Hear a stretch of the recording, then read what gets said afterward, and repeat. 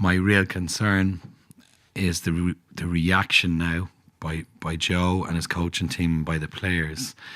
My concern is if are they going to be very, very kind of militant about maintaining that style of play and maintaining the idea that if they execute it better, it will remain successful. I don't believe it will. I just think it's too, my kind of lines I'm harping on about is that there's a lack of economy in it. I think if you keep asking your forwards to run into brick walls, it's fine when it works.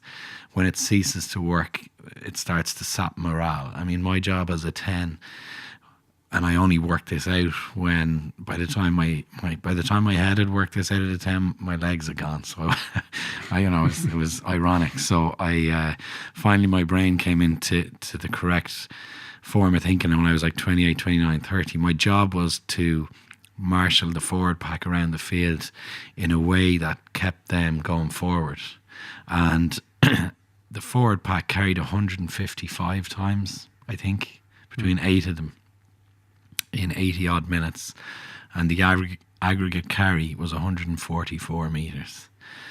So there's a tipping point in that type of play where a guy in the front five who's also been asked to lift in the line out, he's been asked to scrummage under great scrutiny, huge physical demand on that, who's asked to stand up and run around the corner and run into a brick wall repeatedly, who's asked to win rucks, defend rucks, be a contributor in the defensive line in all kinds of positions across the field. There's only so much people can do.